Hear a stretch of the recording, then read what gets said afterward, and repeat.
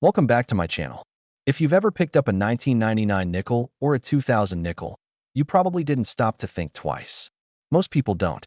These coins feel modern, common, and ordinary, which is exactly why they continue to circulate unnoticed. But collectors know that value doesn't always come from age alone. It often comes from condition, strike quality, and the small minting details most people miss.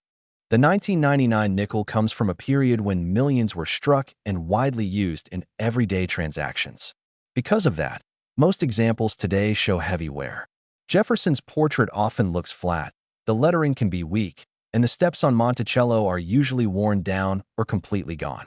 That's why collectors focus on quality, not just the date.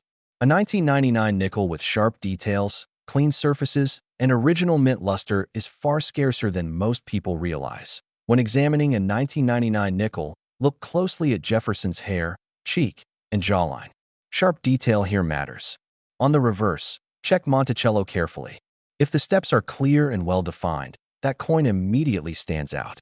Nickels from this era with strong strikes are becoming harder to find because most were heavily circulated shortly after release.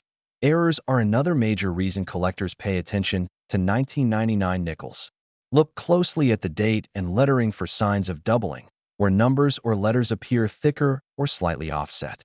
Die cracks can appear as raised lines running through the design, and die chips may show up as small blobs of metal in unusual places.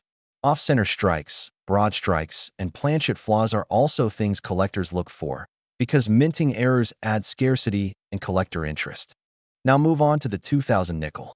At first glance, it may look just as common, but the situation is very similar. Most 2000 nickels were used heavily, which means clean, well-struck examples are becoming more difficult to find over time. Collectors search for coins with strong detail, minimal contact marks, and original surfaces that haven't been cleaned or damaged. When checking a 2000 nickel, pay close attention to the overall strike. Look at Jefferson's facial features, the clarity of the lettering, and the detail on Monticello. A coin with sharp definition and even a hint of original mint luster deserves a second look. These details separate ordinary circulation pieces from coins collectors actually want. Errors also appear on 2000 nickels, and these are the coins collectors hope to find. Doubling in the date or lettering, die cracks across the design, clipped planchets where part of the coin is missing, and off-center strikes all add value. Some nickels show weak or uneven strikes, and when compared to normal examples, these differences become much easier to spot. One of the biggest mistakes people make with nickels from these years is cleaning them. Cleaning removes the original mint surface and can instantly destroy collector value. Even if a nickel looks dark or dull, collectors prefer originality over shine every time.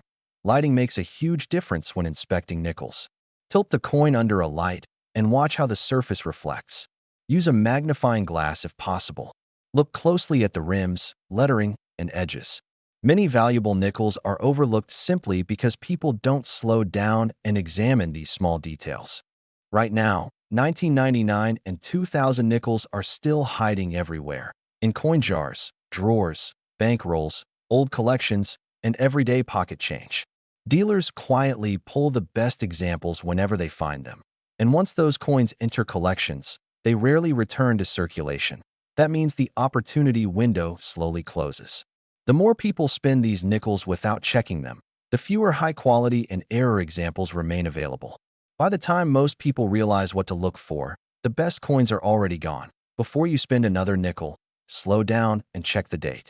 Take a closer look at your 1999 and 2000 nickels. One small detail, a strong strike, doubled lettering, a die crack, or an unusually well-preserved surface, could turn an ordinary 5-cent coin into something collectors would be happy to own. Knowing what to look for now puts you ahead of the crowd, and that awareness can make all the difference.